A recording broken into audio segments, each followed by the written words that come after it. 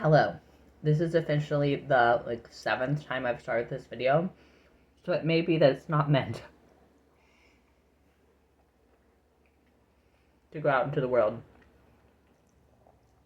But we're just gonna try one more time. If it doesn't work, it doesn't work. So, I am eating. Why am I eating with you?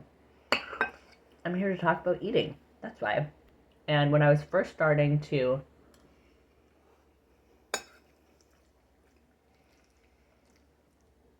work through supporting myself to eat more regularly, it was when I was recently single and my kid would go over to the other house for like 3 days. And I found myself just not eating. Like, I would go 8 hours and I'd be like, oh, I didn't eat anything. And I was working on it with my Al-Anon sponsor at the time. And she would invite me over and make me food, and then I would eat it. So I realized there was a correlation between being with other people and feeling like I could eat. And I didn't understand at the time, but now I understand that co-regulation was calming my nervous system enough that then I was eating. So, for some people, the co-regulation doesn't happen. Like maybe you're hanging out with someone your nervous system doesn't feel comfortable with. That's not necessarily going to help you. In my case, when I was with people who I felt safe around, I could eat. So, I was saying this to someone, and she was like, oh, you should watch these videos called mukbangs. And it's where somebody eats on a video on YouTube. And I was like, amazing. YouTube has literally saved my life 10 times over. So I'd find these videos of people eating, and I would make myself something to eat, and I would sit with them. I would watch the video, and I could eat. So, the reason I'm eating now is because if you ever want to use this video to support you in eating something, then by all means. I'm having some mac and cheese with spinach and soy curls in it. It's the new plant-based Kraft macaroni and cheese, and it's pretty good. I put ketchup and Dijon mustard in it to kind of like beef it up, help it with flavor. Interesting that our phrase for help it with flavor is beef it up, or like make it more is beef it up. Soy curls are like soy-based meat substitute. It's easy. So I often put them in things. Anyways, so when I was first starting, I was sort of like, without knowing it, stumbled upon this experience of co-regulation helping me be able to eat. So, when you are having a low appetite, it may be an indication, and obviously I'm not a medical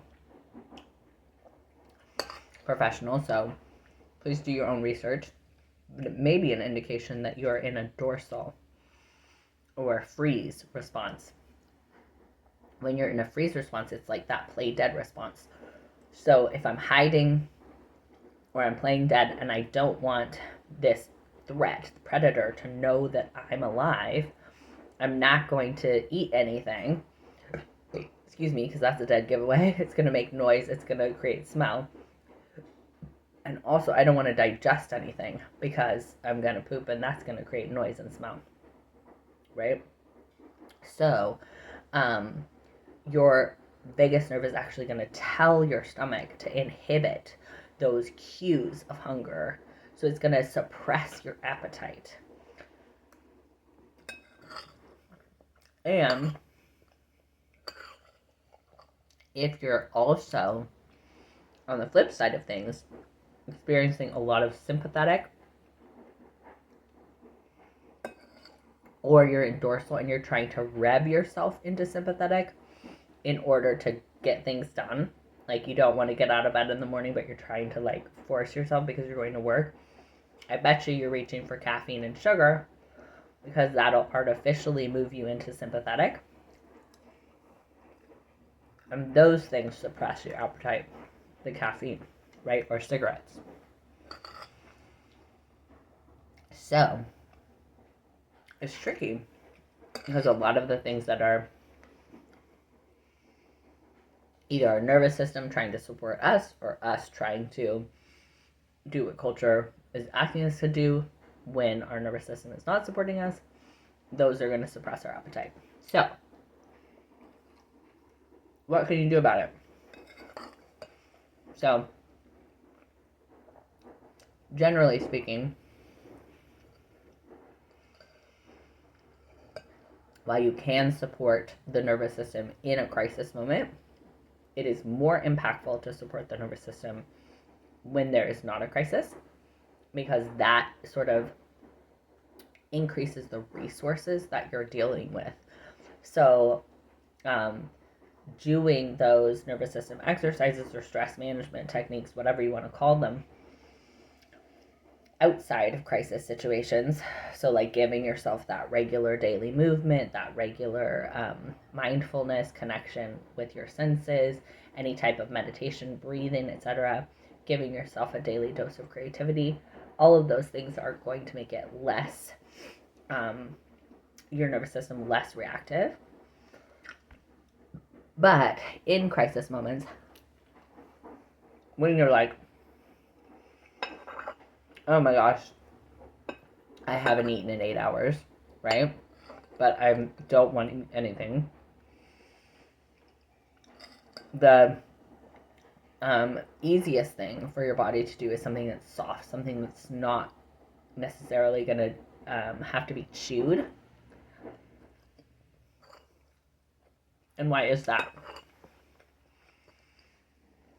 Chewing stimulates the digestive process. And so if your nervous system is like, it's not safe to digest,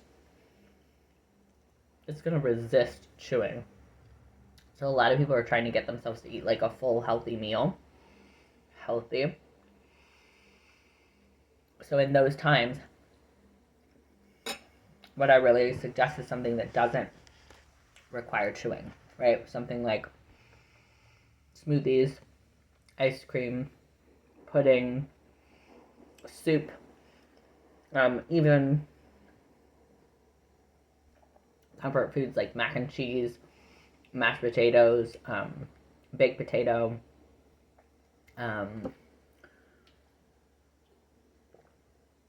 things you're more likely to eat when you have like a stomach bug, like,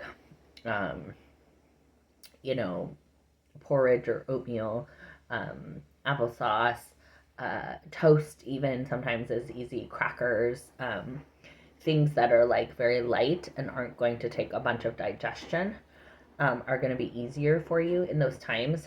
And I also like to encourage people to have like little snacks around in little bowls, like just, or little Tupperwares all over the house, like with some nuts or some cereal or crackers or dried fruit, anything that, little pretzels, whatever you think is going to work for you. If you can have it with like cheese or peanut butter in it or nuts, something a little bit heartier, that's awesome. And just taking like a few bites at a time as you go about your day, or keeping it in your bag if you're outside of the house, because digesting like a big full meal is a lot to ask, but that little bit can be great. I like to use the phrase consistent calories, because if we can just keep a consistent something in our system, that's easier for the nervous system, because I know fasting is like really popular right now, but fasting is very stressful for your nervous system because it thinks there's like a famine, right? So if you're doing fasting, be aware that that's like more taxing for your nervous system, and time it in a way where you're not doing things that are also taxing for your nervous system at the same time. So I don't really understand the intermittent fasting thing, but play around with it and do it in the way that's or timing that's easiest for you. And then, sort of like that permission to eat anything that sounds good is a really nice thing to offer yourself um, if you're wanting to increase your ability to eat consistently. And this can be hard for people because the nervous system, when it's stressed, kind of gravitates towards rules. So people want like a lot of rules. It can make you feel safer in one sense, but having like uh, foods that you're allowed to eat anytime can be really helpful. Also, preparing foods that are like super easy to grab and don't require preparation can be really helpful. One of the things that I like to do is like take an entire loaf of bread, or you can buy those like sandwich rolls that are either like the Hawaiian rolls or any kind of roll, really. But I like those sandwich rolls that are kind of hot dog bun shaped. And I'll just like, if it comes in a 6-pack, I'll make 6 sandwiches. Whatever kind of sandwich you like, peanut butter and jelly, or like if you like meat and cheese, or whatever's the kind of sandwich you like, and make them all exactly how you like them, and then put the whole thing in the freezer. And then when you want one, you can just pull it out. Or if it's helpful for you, you can pull it out in the morning, put it on the table. It'll be defrosted like halfway through the day, and that'll help you. If you want to eat it right away, you can put it in like a air fryer or a microwave. Just slightly warm it up. And if you're doing like a whole loaf of bread, just put it all back in the bread bag and put it back in the freezer. Having like pre-portioned little Tupperwares of like soups or whatever pasta that you like, mac and cheese, whatever, putting that in the freezer. Having like individual cups of like yogurt or anything like that you like. Some people like hard boiled eggs. Just making it like as easy as possible to grab something and get it into your system, and asking your system to do as little as work as possible to connect with that food. And the other thing that for me that was really important, that I'm less dependent on now, but that was really helpful for me up front, was timers. Not timers, alarms. So like I had an alarm, I think like 5 times a day for like 3 meals and 2 snacks. Um, and I also use the 5-minute rule, which means like when those alarms went off, I would just put the food in front of me and sit there for 5 minutes. And if I ate, great. If I wasn't able to eat, that was also allowed, but I just needed to spend 5 times with the food, or 5 minutes with the food, and I would put on one of those YouTubes of someone eating. Um, and usually that 5 minutes would give me the time for my nervous system to calm down enough that I was able to eat. So I really like that. Um, and then the other thing that I would say, if you're trying to support yourself in eating more often, is that like drinking creamy, sugary coffees, or like sugary drinks or teas or whatever. Like if you're drinking a lot of drinks that have a lot of calories, you're less likely to want to eat something. So maybe, interact with that in whatever way is right for you. I'm not a dietitian. This is just from personal experience.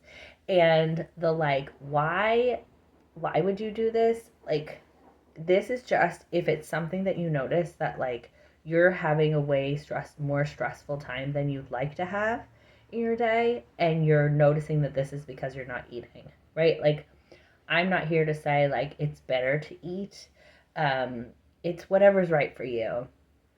And if it's right for you to not eat all day and be stressed about it, like that's also beautiful. I really am learning so much, and I'm going to make another video shortly about just radical autonomy, and like really being like, yeah, I have no idea what this game is about. I don't know that this game is about these ideas of like wealth, health, relationships, and like, what's the other one?